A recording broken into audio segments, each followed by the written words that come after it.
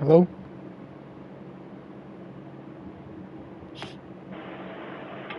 Hello?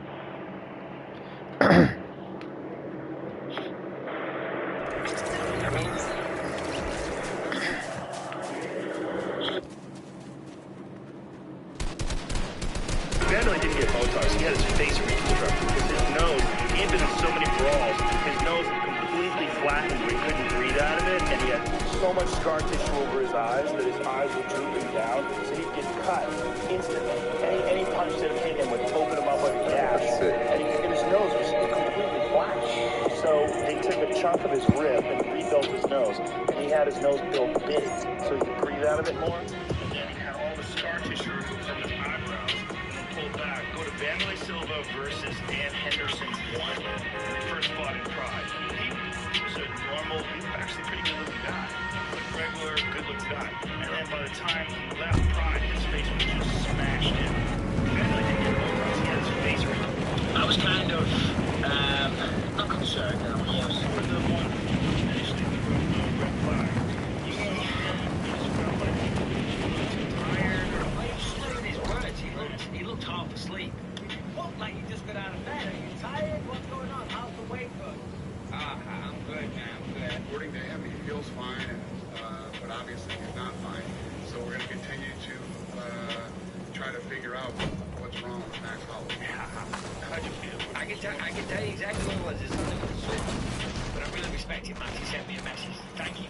You know, he said thank you. He said, you know, he said that I appreciate that. I needed someone to do that because he knew he wasn't 100%. I was kind of not concerned, of course. Initially threw up the red flag. When you saw him, you just felt like he looked too tired or Well, he was slurring his words. He looked half asleep. What? Like you just got out of bed? Are you tired? What's going on? How's the weight going? I'm good, man. I'm good. According to him, he feels fine, but obviously he's not fine. So we're going to continue to try to figure out Max Holloway. I can tell you exactly what it was. It's something with the sword. But I really respect him, Max. He sent me a message. Thank you. You know, he said thank you. He said, you know, he said I appreciate that. I needed someone to do that because he knew he wasn't 100%. I was kind of concerned, of course.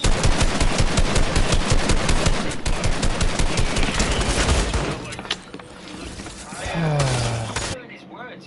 He looked half asleep. What? Like you just got out of bed? Are you tired? What's going on? If I would have stood in front of Anthony, this thing would be sitting on the opposite side of this press conference right now. He hit me so hard. Rumble with big power early. I hope that's your game plan next time, bro. Please. What?